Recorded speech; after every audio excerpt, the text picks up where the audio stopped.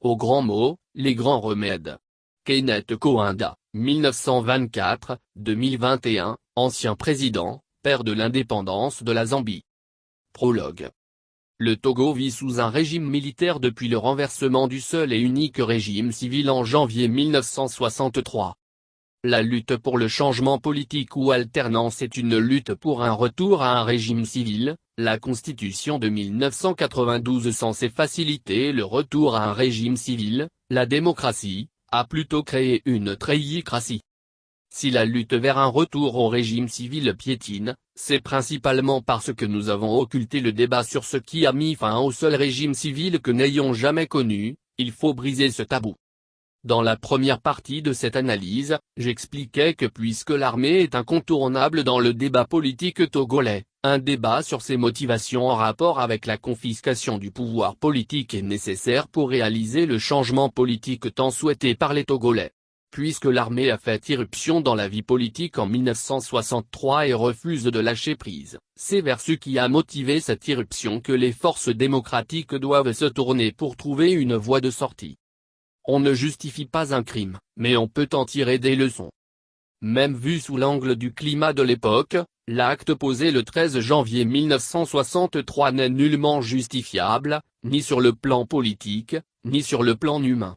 Mais si comme dit l'histoire officielle, cet acte est le résultat malheureux d'une revendication corporatiste à laquelle la plus haute autorité avait réservé une fin de non-recevoir, tout ce qui a suivi après cet acte est une manifestation de la volonté de ses auteurs de satisfaire leurs revendications, la mise en place du régime militaire, ou régime civil sous tutelle des militaires, la création d'une armée adossée à une ethnie ou à une région, la création d'un parti unique, les multiples braquages constitutionnels et institutionnels, bref tout ce qui définit le quotidien des Togolais depuis janvier 1963 est étroitement lié à cette revendication non satisfaite des démobilisés de l'armée coloniale, et à leur volonté de se rendre justice. Je ne le dis pas pour justifier et disculper la théocratie dans laquelle vivent les Togolais.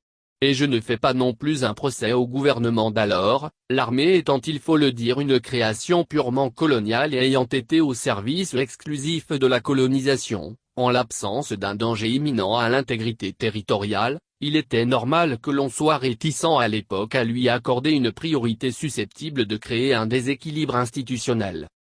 Partant donc du constat que l'effondrement actuel du Togo date de la chute de la Première République, et du fait que cette chute elle-même est liée au fait que le gouvernement d'alors avait trébuché sur la question de l'intégration des demi-soldes dans le tissu social, la solution à la longue crise que connaît le Togo réside dans une solution définitive à ce qui a motivé principalement l'horrible acte du 13 janvier 1963. Il s'agit de la peur d'un groupe d'individus formés au maniement des armes de se voir marginalisés.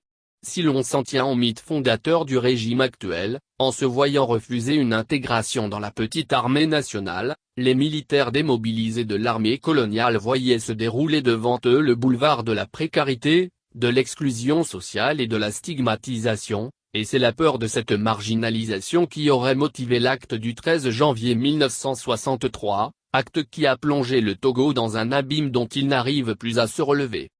Aujourd'hui les demi-soldes ou soldats de la coloniale qui ont commis l'acte du 13 janvier 1963 ne sont plus de ce monde, mais l'armée qu'ils ont créée et façonnée existe.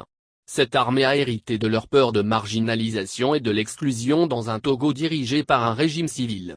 À cette peur de marginalisation dans un Togo libéré du régime militaire, les militaires togolais ont une deuxième crainte, celle de devoir rendre compte des crimes commis dans la défense du régime sur 6 décennies.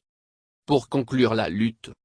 L'aboutissement de la lutte pour l'alternance réside dans la réponse appropriée que les forces en lutte pour le changement apporteront à ces deux craintes qui sont des facteurs du durcissement politique, du repli de l'armée autour de la famille régnante et de l'impitoyable répression des citoyens à laquelle cette armée se livre à intervalles réguliers. Oui, l'armée réprime car elle a peur, et ceux pour qui elle le réprime savent tirer sur la corde de ce qui lui fait peur. Il est donc urgent que les acteurs qui luttent pour le changement trouvent des solutions à ces craintes, même si cela paraît injuste de faire ce qui peut permettre au bourreau à sauver la face.